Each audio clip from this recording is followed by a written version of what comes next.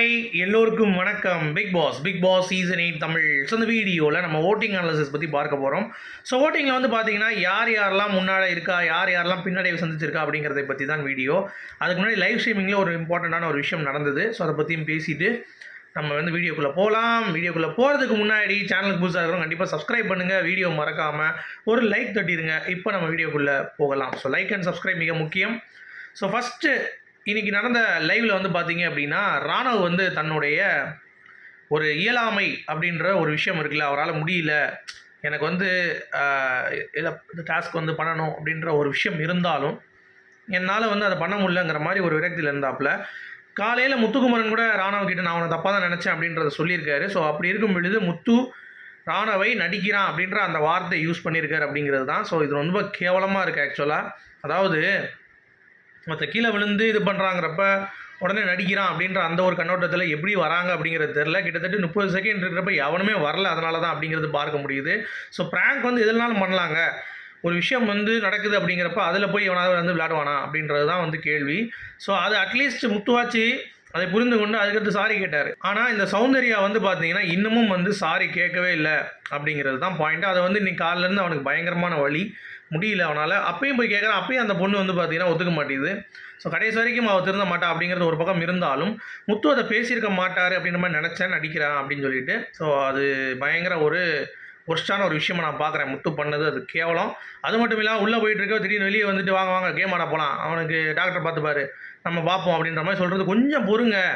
ஒரு விஷயம் உள்ள நடக்குதுன்னா பொறுங்க அப்படின்றத நம்ம சொல்லியிருந்தோம். அதுவும் வந்து பார்த்திங்கன்னா தவறாக இருக்குது அப்படிங்கிறது தான் முத்துக்குமரன்ட்ட. அப்புறம் இன்றைக்கி சௌந்தர்யாவை மார்க் பண்ணிகிட்டு இருந்தார். ஸோ அதுவும் வந்து பார்த்திங்கன்னா தேவையற்ற ஒரு விஷயம்.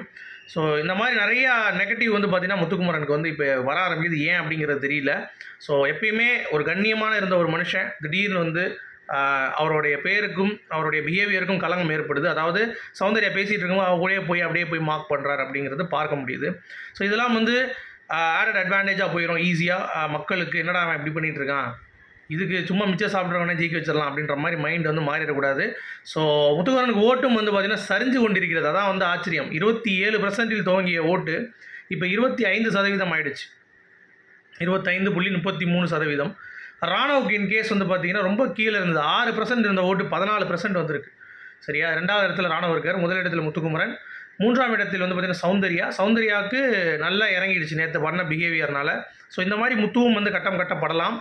கண்டிப்பாக வந்து பார்த்திங்கன்னா இந்த மாதிரி ட்ரிகர் ஆகாமல் இருக்கணும். ஏன்னா கொலை பண்ணிடுவேன், ஜெயிலுக்கு போவேன்ற மாதிரி வார்த்தைகள், ஏற்கனவே தடித்த வார்த்தைகள் வர ஆரம்பிக்குது. அவருடைய இயல்பு நிலை அப்படிங்கிறது கொஞ்சம் கொஞ்சம் மங்க ஆரம்பிக்குது. ஒன்று இயல்பு நிலையை காட்டியிருக்கேன் ஃபுல்லாக, இல்லை நான் வந்து காட்ட மாட்டேன்னு சொல்லி உள்ளே மனசுக்குள்ளே வச்சுருந்தீங்கன்னா என்றைக்காவது ஒரு நாள் எக்ஸ்ப்ளோர் ஆகும்போது ரொம்ப கேவலமாக நாரி போயிடும். ஸோ முத்துக்குமரனுக்கு இது எச்சரிக்கை அப்படிங்கிறது தான்.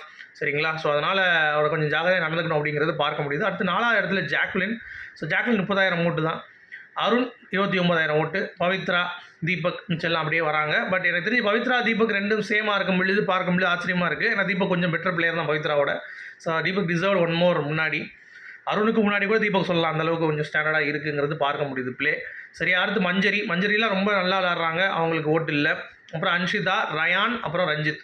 ஸோ ரயான் ரஞ்சித் 2 எவிக்ஷன் அப்படின்னா ஒருத்தவங்க தான் எலிமினேட் பண்ணுவாங்க. மேபி ரயானா ரஞ்சிதா அந்த ரஞ்சித்தை காப்பாற்றுறதுக்கு வாய்ப்பு இருக்குது இந்த ஃப்ரீ டாஸ்க் மனதில் வைத்து. இதை ரஞ்சித்தை கூட தூக்கிட்டு ரஞ்சித் ரயான் அப்படின்ற ஒரு 2 பேரை வந்து தூக்குறதுக்கான வாய்ப்புகள் மிக அதிகமாக இருக்கிறது. இல்லை ரஞ்சித் அன்ஷிதா ஒரு பொண்ணு பையன் தூக்கணும்னா பெரிய டிஃப்ரென்ஸ் இல்லை 2 பேருக்கும். சரியா. அன்ஷிதாவுக்கும் சரி, ரயானுக்கும் சரி, ரஞ்சித்துக்கும் சரி பெரிய டிஃப்ரென்ஸ் வந்து இல்லை அப்படிங்கிறது பார்க்க முடியுது. ஸோ அதனால் அன்ஷிதா ரஞ்சித் வெளியே போவதற்கு அதிக சான்ஸ் வந்து இந்த வட்டம் இருக்குது அப்படிங்கிறது நம்மளால் வந்து பார்க்க முடியுது. இது வந்து ஓட்டிங் பற்றின ஒரு புரிதல். இது என்னால் நடக்கலாம்.